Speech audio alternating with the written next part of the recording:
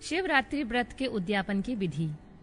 ऋषि बोले, सूत जी, अब हमें शिवरात्रि व्रत के उद्यापन की विधि बताइए, जिसका अनुष्ठान करने से साक्षात भगवान शंकर निश्चय ही प्रसन्न होते हैं। सूत जी ने कहा, ऋषियों, तुम लोग भक्ति भाव से आदर पूर्वक शिवरात्रि के उद्यापन की विधि सुनो, जिसका अनुष्ठान करने से यह व्रत अवश्य ही पूर्ण फल देने वाला होता है।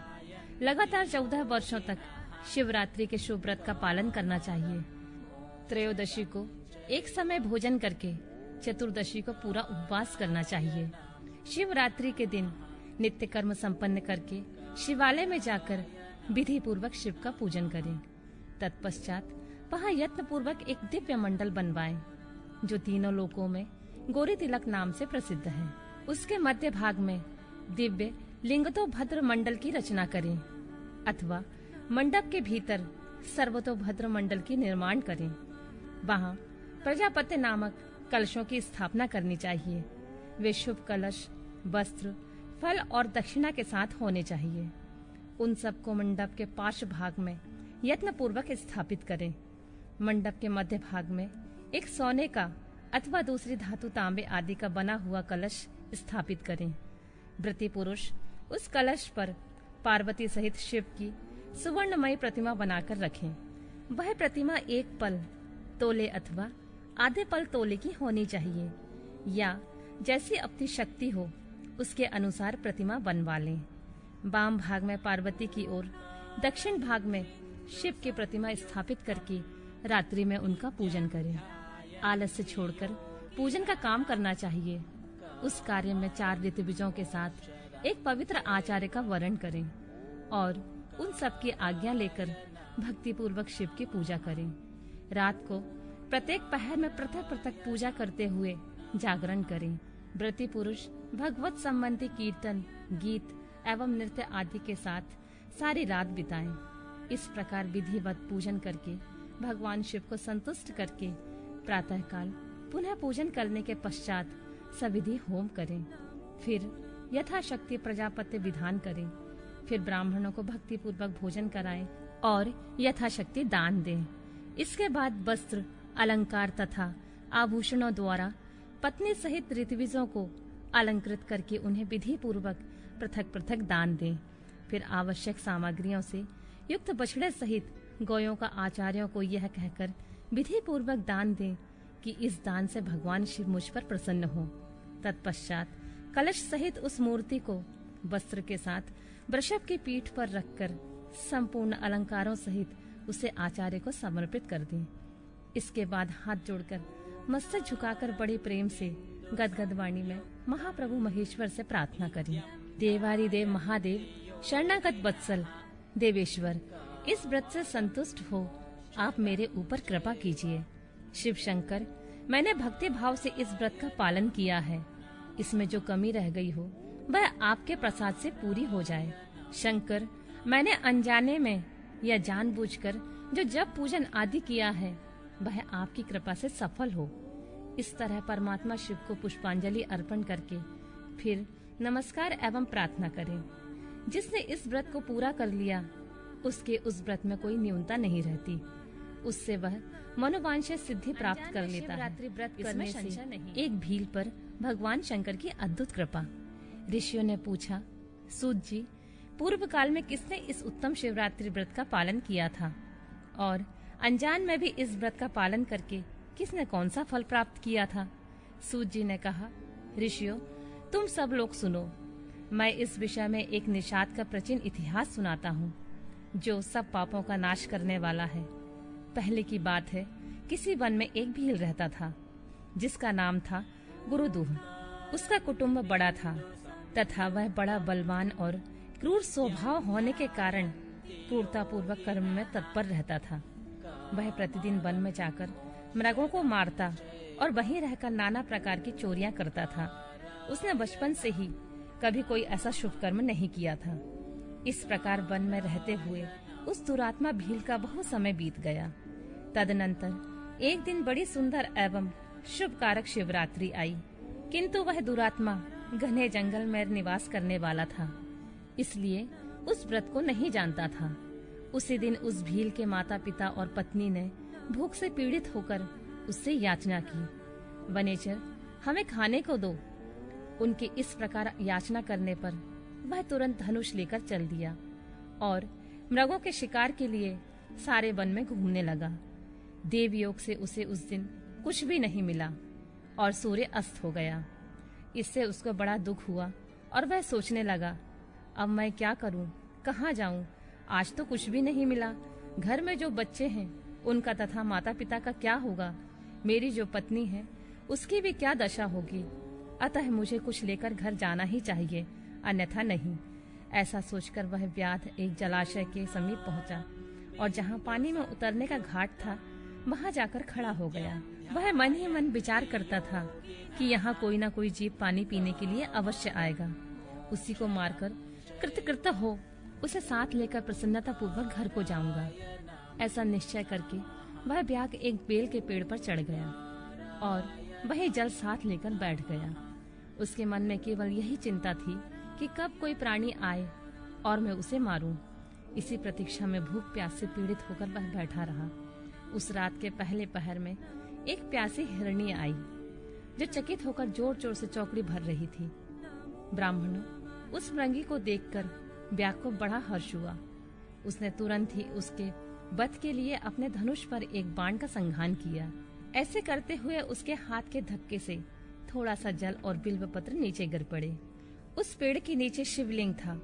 उक्त जल और बिल्व पत्र से शिव की प्रथम पहर की पूजा तो संपन्न हो गई। उस पूजा के महात्म से उस व्याघ्र का बहुत सा पातक तत्काल नष्ट हो गया। वहां होने वाली खड़खड़ाहट की आवाज को सुनकर हिरणी ने भय से ऊपर की ओर देखा। व्याघ्र को देखते ही वह व्याकुल हो गई और बोली, व्याघ्र, तुम क्या करना चाहते हो? मेरे सामने सच सच बताओ। हिरणी की बात सुनकर व्याघ्र ने कहा, आज मेरे कुटुंब के लोग भूखे हैं, अतः तुमको मारकर उनकी भूख मिटाऊंगा, उन्हें तृप्त करूंगा।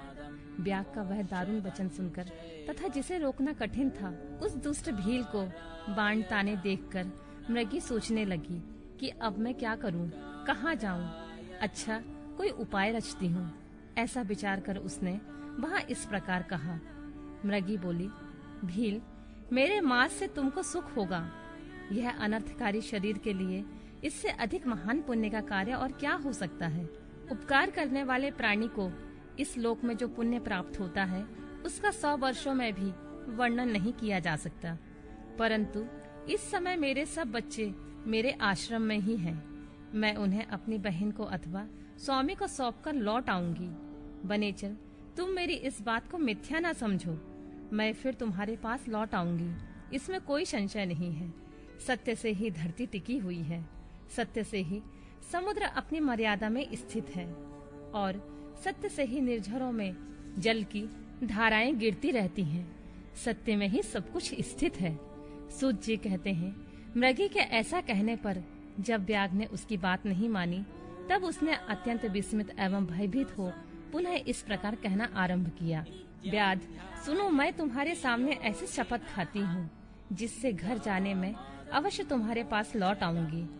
ब्राह्मण यदि वेदी बेचे और तीनों काल संध्या न करे तो उसे जो पाप लगता है, पति की आज्ञा का उल्लंघन करके स्वेच्छा अनुसार कार्य करने वाली स्त्रियों को जिस पाप की प्राप्ति होती है, किए हुए उपकार को ना मानने वाले, भगवान शंकर से विमुख रहने वाले, दूसरों से द्रोह करने वाले, धर्म को लांघने वाले तथा विश्वासघात और छल करने वाले लोगों को जो पाप लगता है, उसी पाप से मैं भी लिप्त हो जाऊं यदि लौटकर यहाँ ना आऊं। इस तरह अनेक शपथ खाकर जब मृगी चुपचाप खड़ी हो गई, तब उस व्याध ने उस पर विश्वास करके कहा, अच्छा, अब तुम अपने घर को जाओ।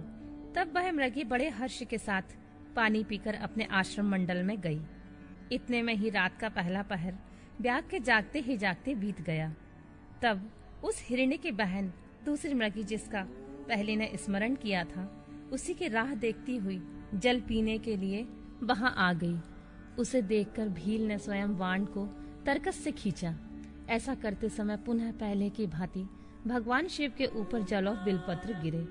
उसके द्वारा महात्मा शंभु की दूसरे पहर की पूजा संपन्न हो गई। यद्यपि वह प्रसंगवश ही हुई थी, तो भी ब्याग के लिए सुखदायिनी हो गई।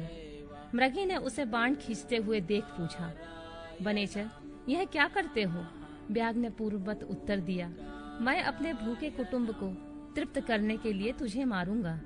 यह सुनकर वह मृगी बोली, ब्याग मेरी बात सुनो, मैं धन्य हूँ, मेरा देह धारण सफल हो गया, क्योंकि इस अनित्य शरीर के द्वारा उपकार होगा, परंतु मेरे छोटे छोटे बच्चे जो घर में हैं, अतः मैं एक बार जाकर उन्हें अपने स्वामी को सौंप दूं, फिर तुम्हारे पास लौट आऊंगी।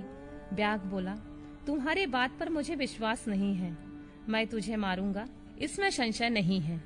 यह सुनकर वह हिरणी भगवान विष्णु की शपथ खाती हुई बोली, ब्याग मैं जो कुछ कहती हूँ उसे सुनो। यदि मैं लौटकर ना आऊं और अपना सारा पुण्य हार जाऊं, क्योंकि जो वचन देकर उसे पलट जाता है वह अपने पुण्य को हार जाता है। जो पुरुष अपनी विवाहित स्त्री को त्याग कर दूसरे के पास जाता है, वैदिक धर्म का उल्लंघन करके कपोल कल्पित धर्म पर चलता है, भगवान विष्णु का भक्त होकर शिव की निंदा करता है, माता पिता की निधन तिथि को श्राद्ध आदि न करके उसे सूना बिता देता है, तथा मन में संताप का अनुभव करके अपने दिए हुए वचन को पूरा करता है, ऐसे लोगों को जो पाप लगता है वही मुझे भी लगे, यदि मैं लौटकर ना आऊं। सूत जी कहते हैं, उसके ऐसा कहने पर ब्याध ने उस मृगी से कहा, जाओ। मृगी जल पीकर हर्षपूर्वक अपने आश्रम को गई। इतने में ही रात का दूसरा प्रहर भी ब्याग के जागते जागते बीत गया। इसी समय तीसरा प्रहर आरंभ हो जाने पर मृगी के लौटने में बहुत विलंब हुआ जान चकित हो ब्याध उसकी खोज करने लगा। इतने में ही उसने जल के मार्ग में एक हिरण को देखा। वह बड़ा हष्ट-पुष्ट था। उसे देखकर बनेचर को बड़ा हर्ष हुआ और वह धनुष पर बाण रखकर उसे मार डालने के लिए उद्यत हुआ। ऐसा करते समय उसके प्रारब्धवश कुछ जल और बिल्वपत्र शिवलिंग पर गिरे। उससे उसके सौभाग्य से भगवान शिव के तीसरे प्रहर की पूजा संपन्न हो गई। इस तरह भगवान ने उस पर अपनी दया दिखाई। पत्तों के गिरने आदि का शब्द सुनकर उस मृग ने ब्याध की उब देखा और पूछा, क्या करते हो? ब्याध ने उत्तर दिया, मैं अपने कुटुंब को भोजन देने के लिए तुम्हारा वध करूंगा। ब्याध की यह बात सुनकर हिरण के मन में बड़ा हर्ष हुआ और तुरंत ही ब्याध से इस प्रकार बोला, मैं धन्य हूँ, मेरा हष्ट-पुष्ट होना सफल हो गया, क्योंकि मेरे शरीर से आप लोगों को जो तृप्ति होगी, जिसका शरीर परोपकार के काम नहीं आता, उसका यह सब कुछ व्यर्थ चला गया। जो सामर्थ्य रहते हुए भी किसी का उपकार नहीं करता, उसके वह सामर्थ्य व्यर्थ चली जाती है तथा वह परलोक में नरकगामी होता है। परंतु एक बार मुझे जाने दो, मैं अपने बालकों को उनकी माता के हाथ में सौंपकर उन सबको धीरज बंधाकर यहाँ लौट आऊंगा। ऐसा कहने पर ब्याध मन ही मन बड़ा विस्मित हुआ। उसका हृदय कुछ शुद्ध हो गया था और उसके सारे पाप पुण्य नष्ट हो चुके थे। उसने इस प्रकार कहा। ब्याध बोला, जो जो यहाँ आए वे सब तुम्हारी ही तरह बातें बनाकर चले गए, परंतु वे वंचक अभी तक यहाँ नहीं लौटे हैं। मृग, तुम भी इस समय संकट में हो, इसलिए झूठ बोलकर चले जाओगे, फिर आज मेरा जीवन निर्वाह कैसे होगा?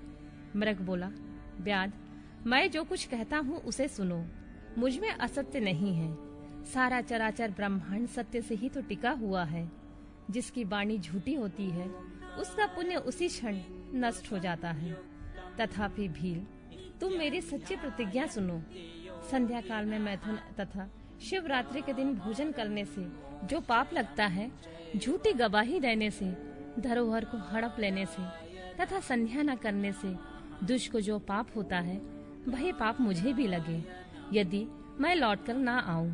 जिसके मुख से कभी शिव का नाम नहीं निकलता, जो सामर्थ्य रहते हुए भी दूसरों का उपकार नहीं करता, पर्व के दिन श्रीफल तोड़ता, अवक्ष भक्षण करता तथा शिव की पूजा किए बिना और भस्म लगाए बिना भोजन कर लेता है, इन सब का पातक मुझे लगे, यदि मैं लौटकर ना आऊं। सूत जी कहते हैं, उसकी बात सुनकर ब्याध ने कहा, जाओ शीघ्र लौटना। ब्याग के ऐसा कहने पर मृग पानी पीकर चला गया। वे सब अपने आश्रम पर मिले। तीनों ही प्रतिज्ञाबद्ध हो चुके थे। आपस में एक दूसरे के वृतांत को भली भांति सुनकर सत्य के पाश से बंधे हुए उन सब ने यही निश्चय किया कि यहाँ अवश्य जाना चाहिए। इस निश्चय के बाद वहां बालकों को आश्वासन देकर वे सब के सब जाने के लिए उत्सुक हो गए। उस समय जेठी मृगी ने वहां अपने स्वामी से कहा, स्वामिन, आपके बिना यहाँ बालक कैसे रहेंगे? प्रभु, मैंने ही वहां पहले जाकर प्रतिज्ञा की है, इसलिए केवल मुझे ही जाना चाहिए। आप दोनों यहीं रहें। उसकी यह बात सुनकर छोटी मृगी बोली, बहन, मैं तुम्हारी सेविका हूँ, इसलिए आज मैं ही ब्यात के पास जाती हूँ, तुम यहीं रहो। यह बात सुनकर मृग बोला, मैं ही वहां जाता हूँ, तुम दोनों यहाँ रहो, क्योंकि शिशुओं की रक्षा माता से ही होती है। स्वामी की यह बात सुनकर उन दोनों मृगियों ने धर्म की दृष्टि से उसे स्वीकार नहीं किया। वे दोनों अपने पति से प्रेम पूर्वक बोली, प्रभु, पति के बिना यह जीवन धिक्कार है। तब उन्होंने सब अपने बच्चों को सांत्वना देकर उन्हें पड़ोसियों के हाथ में सौंप दिया और स्वयं शीघ्र ही उस स्थान को प्रस्थान किया जहाँ वह ब्याध शिरोमणि उनकी प्रतीक्षा में बैठा था। उन्हें जाते देख उनके वे सब बच्चे भी पीछे पीछे चले आए। उन्होंने यह निश्चय कर लिया था कि इनके माता पिता की जो गति होगी वह हमारी भी होगी। उन सबको एक साथ आया देखकर ब्याध को बड़ा हर्ष हुआ। उसने धनुष पर बाण रखा। उस समय पुनः जल और बिल्व पत्र शिव के ऊपर गिरे। उससे शिव के चौथे प्रहर की शुभ पूजा संपन्न हो गई। उस समय ब्याध का सारा पाप तत्काल भस्म हो गया। इतने में ही दोनों मृगियों और मृग बोल उठे, ब्याध शिरोमणि, शीघ्र कृपा करके हमारे शरीर को सार्थक करो। उनकी यह बात सुनकर ब्याध को बड़ा विस्मय हुआ। शिव पूजा के प्रभाव से उसको दुर्लभ ज्ञान प्राप्त हो गया। उसने सोचा, ये मृग ज्ञानहीन पशु होने पर भी धन्य है, सर्वथा आदरणीय है, क्योंकि अपने शरीर से ही परोपकार में लगे हुए हैं। मैंने इस समय मनुष्य जन्म पाकर भी किस पुरुषार्थ का साधन किया है? दूसरे के शरीर को पीड़ा देकर अपने शरीर को पोसा है। प्रतिदिन अनेक प्रकार के पाप करके अपने कुटुंब का पालन किया है। हाय, ऐसे पाप करके मेरी क्या गति होगी, अथवा मैं किस गति को प्राप्त होऊंगा? मैंने जन्म से लेकर अब तक जो पातक किया है उसका इस समय मुझे स्मरण हो रहा है। मेरे जीवन को धिक्कार है, धिक्कार है। इस प्रकार ज्ञान संपन्न होकर ब्याध ने जब अपने बाण को रोक लिया और कहा, श्रेष्ठ मृगो, तुम जाओ, तुम्हारा जीवन धन्य है। ब्याध के ऐसा कहने पर भगवान शंकर तत्काल प्रसन्न हो गए और उन्होंने ब्याध को अपने सम्मानित एवं पूजित स्वरूप का दर्शन कराया तथा कृपा पूर्वक उसके शरीर का स्पर्श करके उससे प्रेम से कहा, भील, मैं तुम्हारे व्रत से प्रसन्न हूँ, वर मांगो। ब्याध भी भगवान शिव के उस रूप को देखकर तत्काल जीवन मुक्त हो गया और मैंने सब कुछ पा लिया है, यूँ कहता हुआ उनके चरणों के आगे गिर पड़ा। उसके इस भाव को देखकर भगवान शिव मन ही मन प्रसन्न हुए और उसे गुह नाम देकर कृपा दृष्टि से देखते हुए उसे दिव्य वर दिए। शिव बोले, ब्याध, सुनो, आज से तुम श्रगवेरपुर में उत्तम राजधानी का आश्रय ले दिव्य भोगों का उपभोग करो। तुम्हारे वंश की वृद्धि निर्विघ्न रूप से होती रहेगी। देवता भी तुम्हारी प्रशंसा करेंगे। ब्याध, मेरे भक्तों पर स्नेह रखने वाले भगवान श्री राम एक दिन निश्चय ही तुम्हारे घर पधारेंगे और तुम्हारे साथ मित्रता करेंगे। तुम मेरी सेवा में मन लगाकर दुर्लभ मोक्ष पा जाओगे। इस समय वे सब मृग भगवान शंकर का दर्शन और प्रणाम करके मृग योनि से मुक्त हो गए तथा दिव्य देहधारी हो विमान पर बैठकर शिव के दर्शन मात्र से शाप मुक्त हो दिव्य धाम को चले गए। तब से अवुर्ध पर्वत पर भगवान शिव व्याधेश्वर नाम से प्रसिद्ध हुए, जो दर्शन और पूजन करने पर तत्काल भोग और मोक्ष प्रदान करने वाले हैं। महर्षियों, वह व्याघ भी उस दिन से दिव्य भोगों का उपभोग करता हुआ अपनी राजधानी में रहने लगा। उसने भगवान श्री राम की कृपा पाकर शिव का सायुज्य प्राप्त कर लिया। अनजान में ही इस व्रत का अनुष्ठान करने से उसको सायुज्य मोक्ष मिल गया। फिर जो भक्ति भाव से संपन्न होकर इस व्रत को करते हैं, वे शिव का शुभ सायुज्य प्राप्त कर लें। इसके लिए तो क्या कहना, संपूर्ण शास्त्रों तथा अनेक प्रकार के धर्मों के विषय में भली भांति विचार करके इस शिवरात्रि व्रत को सबसे उत्तम बताया गया है। इस लोक में जो नाना प्रकार के व्रत, विविध तीर्थ, भांति भांति के विचित्र दान, अनेक प्रकार के यज्ञ, तरह तरह के तप तथा बहुत से जप हैं, वे सब शिवरात्रि व्रत के समानता नहीं कर सकते। इसलिए अपना हित चाहने वाले मनुष्यों को इस शुभतर व्रत का अवश्य पालन करना चाहिए। यह शिवरात्रि व्रत दिव्य है, इससे सदा भोग और मोक्ष की प्राप्ति होती है। महर्षियों, यह शुभ शिवरात्रि व्रत वृतराज के नाम से विख्यात है। इसके विषय में सब बातें मैंने तुम्हें बता दी हैं। मुक्ति और भक्ति के स्वरूप का विवेचन। ऋषियों ने पूछा, सूत जी, आपने बारंबार मुक्ति का नाम लिया है, यहाँ मुक्ति मिलने पर क्या होता है? मुक्ति में जीव की कैसी अवस्था होती है, हमें बताइए। सूत जी ने कहा, महर्षियों सुनो, मैं तुम्हारे संसार क्लेश का निवारण तथा परमानंद का दान करने वाली मुक्ति का स्वरूप बताता हूँ। मुक्ति 4 प्रकार की कही गई है, सारूप्या, सालोक्या, सानिध्या तथा चौथी सायुज्या। इस शिवरात्रि व्रत से सब प्रकार की मुक्ति सुलभ हो जाती है। जो ज्ञान रूप अविनाशी साक्षी ज्ञान गम्य और द्वैत रहित साक्षात शिव हैं, वे ही यहाँ केवल मोक्ष के तथा धर्म, अर्थ और काम रूप त्रिवर्ग के दाता हैं। केवल्य नामक जो 5वीं मुक्ति है, वह मनुष्यों के लिए अत्यंत दुर्लभ है। मुनिवरों, मैं उसका लक्षण बताता हूँ, सुनो। जिनसे यह समस्त जगत उत्पन्न होता है, जिनके द्वारा इसका पालन होता है तथा अंतोतगत्वा यह जिनमें लीन होता है, वे ही शिव हैं। जिससे यह संपूर्ण जगत व्याप्त है, वही शिव का रूप है। मुनीश्वरों, वेदों में शिव के 2 रूप बताए गए हैं, सकल और निष्कल। शिव तत्व सत्य, ज्ञान, अनंत एवं सच्चिदानंद नाम से प्रसिद्ध है।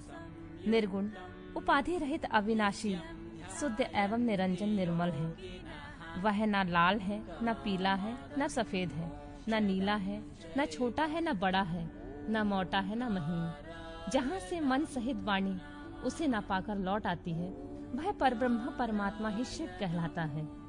जैसे आकाश सर्वत्र व्यापक है, उसी प्रकार यह शिव तत्व भी सर्वव्यापी है। यह माया से परे, संपूर्ण द्वंद्वों से रहित तथा मत्सरत सा शून्य परमात्मा है। यह शिव ज्ञान का उदय होने से निश्चय ही उसकी प्राप्ति होती है। अथवा दूजो, सूक्ष्म बुद्धि के द्वारा शिव का ही भजन ध्यान करने से सत्पुरुषों को शिव पद की प्राप्ति होती है। संसार में ज्ञान प्राप्ति अत्यंत कठिन है, परंतु भगवान का भजन अत्यंत सुकर माना गया है। इसलिए संत शिरोमणि पुरुष मुक्ति के लिए भी शिव का भजन करते हैं। ज्ञान स्वरूप मोक्षदाता परमात्मा शिव भजन के अधीन है। भक्ति से बहुत से पुरुष सिद्धि लाभ करके प्रसन्नता पूर्वक परम मोक्ष पा गए हैं। भगवान शंभु की शक्ति ज्ञान की जननी मानी गई है, जो सदा भोग और मोक्ष देने वाली होती है। वह साधु महापुरुषों की कृपा प्रसाद से सुलभ होती है। उत्तम प्रेम का अंकुर ही उसका लक्षण है। दूजो, वह भक्ति भी सगुण और निर्गुण के भेद से 2 प्रकार की जाननी चाहिए। फिर वैधि और स्वाभाविकी, ये 2 प्रकार के भेद होते हैं। इनमें वैधि की अपेक्षा स्वाभाविकी श्रेष्ठ मानी गई है। इनके सिवा नैष्टिकी और अनैष्टिकी के भेद से भक्ति 2 प्रकार की बताई गई है। नैष्टिकी भक्ति 6 प्रकार की जाननी चाहिए और अनैष्टिकी 1 प्रकार की। फिर विहिता और अविहिता के भेद से विद्वानों ने उसके अनेक प्रकार माने हैं। उनके बहुत से भेद होने के कारण यहाँ विस्तृत वर्णन नहीं किया जा रहा है। उन दोनों प्रकार की भक्तियों के श्रवण आदि भेद से 9 अंग जानने चाहिए। भगवान की कृपा के बिना इन भक्तियों का संपादन होना कठिन है और उनकी कृपा से सुगमता पूर्वक इसका साधन होता है। दूजो, भक्ति और ज्ञान को शंभु ने एक दूसरे से भिन्न नहीं बताया है, इसलिए उनमें भेद नहीं करना चाहिए। ज्ञान और भक्ति दोनों के ही साधक को सदा सुख मिलता है। ब्राह्मणों, जो भक्ति का विरोधी होता है, उसे ज्ञान की प्राप्ति नहीं होती। भगवान शिव की भक्ति करने वाले को ही शीघ्रता पूर्वक ज्ञान प्राप्त होता है। अतः मुनीश्वरों, महेश्वर की भक्ति का साधन करना आवश्यक है। उसी से सबकी सिद्धि होती है, इसमें कोई संशय नहीं है। महर्षियों, तुमने जो कुछ पूछा था उसी का मैंने वर्णन किया है। इस प्रसंग को सुनकर मनुष्य सब पापों से विष्णु, रुद्र और ब्रह्मा के स्वरूप का विवेचन। ऋषियों ने पूछा, शिव कौन है, विष्णु कौन है, रुद्र कौन है और ब्रह्मा कौन है? इन सब में निर्गुण कौन है? हमारे इस संदेह का आप निवारण कीजिए। सूत जी ने कहा, महर्षियों, वेद और वेदांत के विद्वान ऐसा मानते हैं कि निर्गुण परमात्मा से सर्वप्रथम जो सगुण रूप प्रकट हुआ उसी का नाम शिव है। शिव से पुरुष सहित प्रकृति की उत्पत्ति हुई। उन दोनों ने मूल स्थान में स्थित जल के भीतर तप किया। वह स्थान पंचक्रोशी काशी के नाम से विख्यात है, जो भगवान शिव को अत्यंत प्रिय है। यह जल संपूर्ण विश्व में व्याप्त है। उस जल का आश्रय ले योग माया से युक्त श्री हरि वहाँ सोए। नार अर्थात जल को अयन निवास स्थान बनाने के कारण फिर नारायण नाम से प्रसिद्ध हुए और प्रकृति नारायणी कहलाई। नारायण के नाभि कमल से जिनकी उत्पत्ति हुई वे ब्रह्मा कहलाए। ब्रह्मा ने तपस्या करके जिनका साक्षात्कार किया उन्हें विष्णु कहा गया है। ब्रह्मा और विष्णु के विवाद को शांत करने के लिए निर्गुण शिव ने जो रूप प्रकट किया उसी का नाम महादेव है।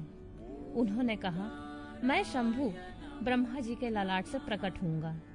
इस कथन के अनुसार समस्त लोकों पर अनुग्रह करने के लिए जो ब्रह्मा जी के ललाट से प्रकट हुए उनका नाम रुद्र हुआ। इस प्रकार रूप रहित परमात्मा सबके चिंतन का विषय बनने के लिए साकार रूप में प्रकट हुए। वे ही साक्षात भक्त वत्सल शिव हैं। तीनों गुणों से भिन्न शिव में तथा गुणों के धाम रुद्र में उसी तरह वास्तविक भेद नहीं है जैसे सुवर्ण और उसके आभूषणों में नहीं है। दोनों के रूप और कर्म समान हैं। दोनों समान रूप से भक्तों को उत्तम गति प्रदान करने वाले हैं। दोनों समान रूप से सबके सेवनीय हैं तथा नाना प्रकार की लीला विहार करने वाले हैं। भयानक पराक्रमी रुद्र सर्वथा शिव रूप ही हैं। वे भक्तों के कार्य की सिद्धि के लिए निमित्त विष्णु और ब्रह्मा की सहायता करने के लिए प्रकट हुए हैं।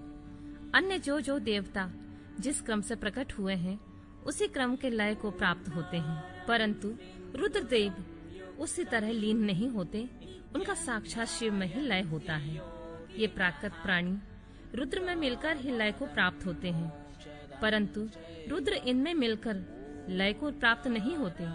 यह भगवती श्रुति का उपदेश है। सब लोग रुद्र का भजन करते हैं, किंतु रुद्र किसी का भजन नहीं करते हैं।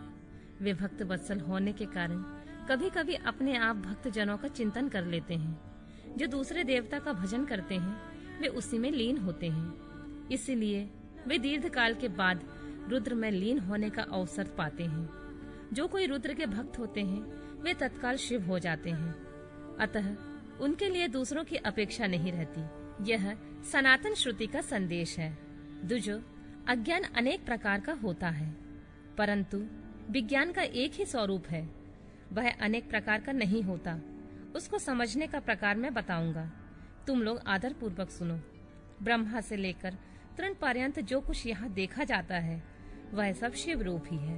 उसमें नानात्व की कल्पना मिथ्या है। सृष्टि के पूर्व भी शिव की सत्ता बताई गई है। सृष्टि के मध्य में भी शिव विराज रहे हैं। सृष्टि के अंत में भी शिव रहते हैं और जब सब कुछ शून्यता में परिणित हो जाता है उस समय भी शिव की सत्ता रहती ही है। अतः मुनीश्वरों, शिव को ही चतुर्गुण कहा गया है। वे ही शिव शक्तिमान होने के कारण सगुण जानने योग्य हैं। इस प्रकार वे सगुण निर्गुण के भेद से दो प्रकार के हैं। जिस शिव ने भगवान विष्णु को संपूर्ण सनातन वेद, अनेक वर्ण, अनेक मात्रा तथा अपना ध्यान एवं पूजन दिए हैं, वे ही संपूर्ण विद्याओं के ईश्वर हैं। ऐसी सनातन श्रुति है। अतएव शंभु को वेदों का प्राकट्य करता तथा वेदपति कहा गया है। वे ही सब पर अनुग्रह करने वाले साक्षात शंकर हैं। कर्ता, भर्ता, हर्ता, साक्षी तथा निर्गुण भी वे ही हैं। दूसरों के लिए काल का मान है, परंतु काल स्वरूप रुद्र के लिए काल की कोई गणना नहीं है, क्योंकि वे साक्षात स्वयं महाकाल हैं और महाकाली उनके आश्रित हैं। ब्राह्मण रुद्र और काली को एक से ही बताते हैं। उन दोनों ने सत्य लीला करने वाली अपनी इच्छा से सब कुछ प्राप्त किया है।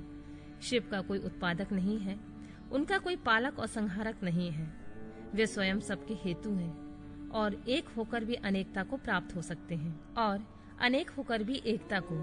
एक ही बीज बाहर होकर वृक्ष और फल आदि के रूप में परिणित होता हुआ पुनः बीज भाव को प्राप्त हो जाता है। इसी प्रकार शिव रूपी महेश्वर स्वयं एक से अनेक होने में हेतु है। यह उत्तम शिव ज्ञान तत्वतः बताया गया है। ज्ञानवान पुरुष ही इसको जानता है, दूसरा नहीं।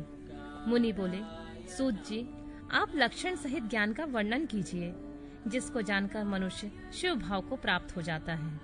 सारा जगत शिव कैसे है, अथवा शिव ही संपूर्ण जगत कैसे है? ऋषियों का यह प्रश्न सुनकर पौराणिक शिरोमणि सूत जी ने भगवान शिव के चरणार्थ शिव संबंधी तत्व ज्ञान का वर्णन तथा उनकी महिमा, कोटि रुद्र संहिता का महात्मा और उपसंहार। सूत जी ने कहा, ऋषियों, मैंने शिव ज्ञान जैसे सुना है उसे बता रहा हूँ, तुम लोग सुनो। वह अत्यंत गुहा और परम मोक्ष स्वरूप है।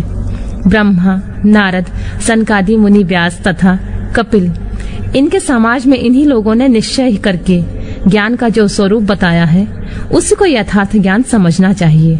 संपूर्ण जगत शिवमय है। यह ज्ञान सदा अनुशीलन करने योग्य है। सर्वज्ञ विद्वान को यह निश्चित रूप से जानना चाहिए कि शिव सर्वमय है।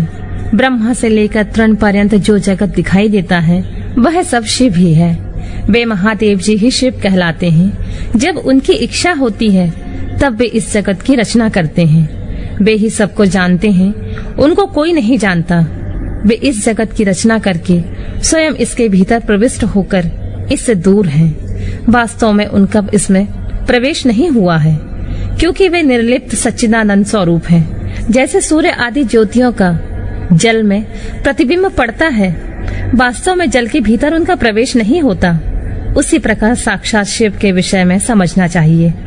वस्तुतः तो वे ही स्वयं सब कुछ हैं। मतभेद ही अज्ञान है, क्योंकि शिव से भिन्न किसी द्वैत वस्तु की सत्ता नहीं है। संपूर्ण दर्शनों में मतभेद ही दिखाया जाता है, परंतु वेदांती नित्य अद्वैत तत्व का वर्णन करते हैं। जीव परमात्मा शिव का ही अंश है, परंतु अविद्या से मोहित होकर अवश हो रहा है और अपने को शिव से भिन्न समझता है।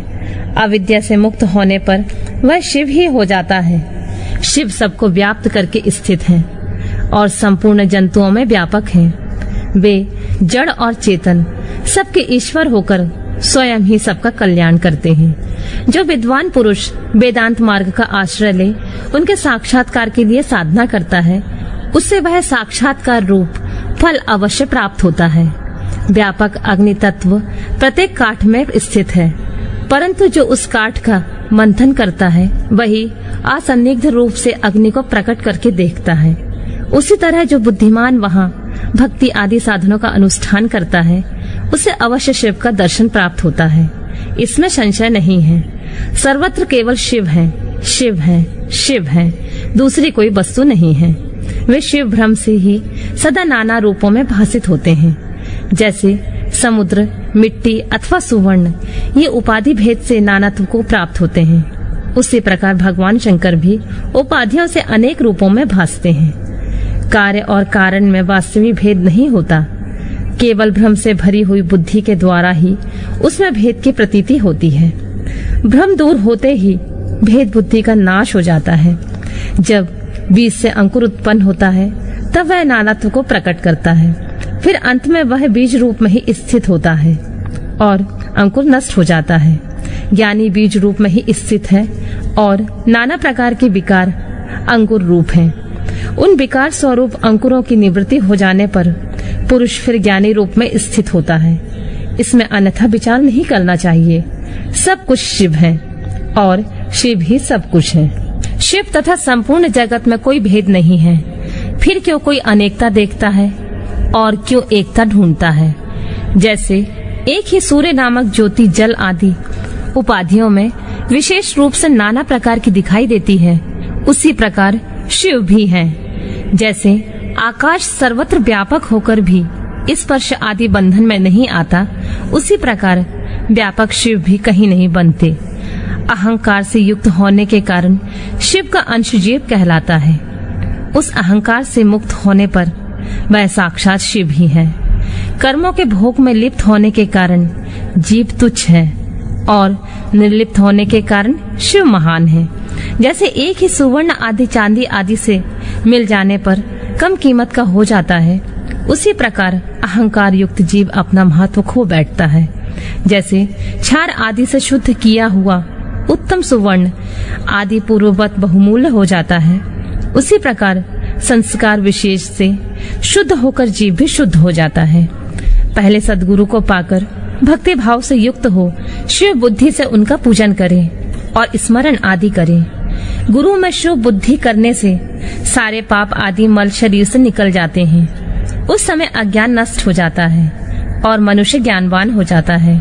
उस अवस्था में अहंकार मुक्त निर्मल बुद्धि वाला जीव भगवान शंकर के प्रसाद से पुनः शिव रूप हो जाता है। जैसे दर्पण में अपना रूप दिखाई देता है, उसी तरह उसे सर्वत्र शंभु का साक्षात्कार होने लगता है। वही जीवान मुक्त कहलाता है। शरीर गिर जाने पर वह जीवन मुक्त ज्ञानी शिव में मिल जाता है। शरीर प्रारब्ध के अधीन है। जो उस देह के अभिमान से रहित है, उसे ज्ञानी माना गया है। जो शुभ वस्तु को पाकर हर्ष से खिल नहीं उठता, अशुभ वस्तु को पाकर क्रोध या शोक नहीं करता तथा दुख सुख आदि सभी द्वंद्वों में संभाव रखता है, वह ज्ञानवान कहलाता है। आत्मचिंतन से तत्वों के विवेक से ऐसा प्रयत्न करें कि शरीर से अपनी पृथकता का बोध हो जाए।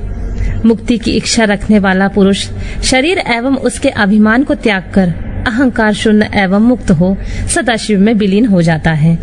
अध्यात्म चिंतन एवं भगवान शिव की भक्ति ये ज्ञान का मूल कारण है। भक्ति के साधन विषयक प्रेम की उपलब्धि बताई गई है। प्रेम से श्रवण होता है, श्रवण से सत्संग प्राप्त होता है और सत्संग से ज्ञानी गुरु की उपलब्धि होती है। गुरु की कृपा से ज्ञान प्राप्त हो जाने पर मनुष्य निश्चय ही मुक्त हो जाता है।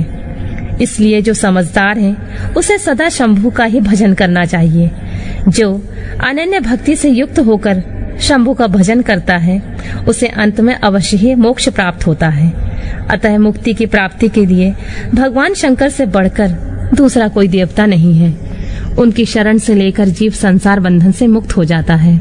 ब्राह्मणों, इस प्रकार वहां पधारे हुए ऋषियों ने परस्पर निश्चय करके जो यह ज्ञान की बात बताई है, उसे अपनी बुद्धि के द्वारा प्रयत्न पूर्वक धारण करना चाहिए।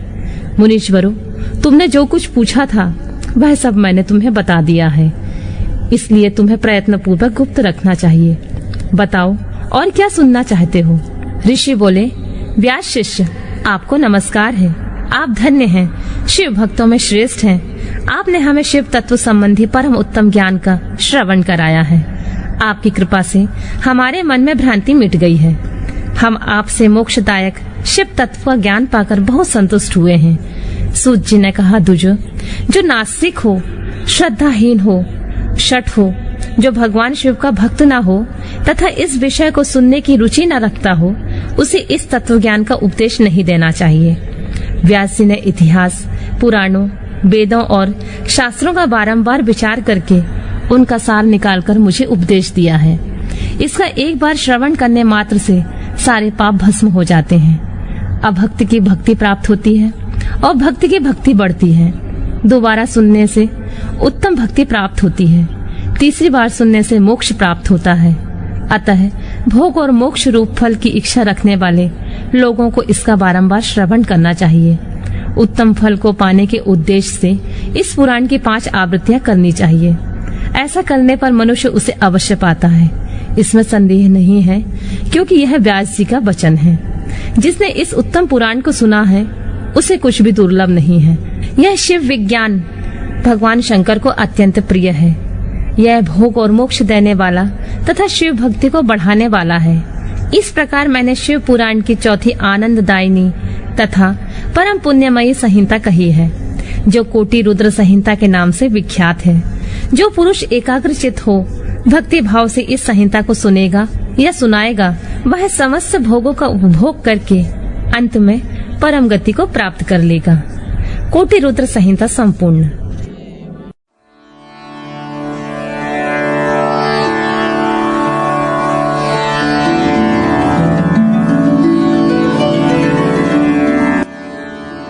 प्रिय श्रोताओं, शिव महापुराण जैसे पावन ग्रंथ के महात्म को आप तक पहुंचाने का वेद पुराण ज्ञान का यह एक छोटा सा प्रयास है। आप यह पुराण अथवा अन्य सभी पुराण एवं वेद पुराण ज्ञान की वेबसाइट www.vedpuran.com से भी सुन सकते हैं।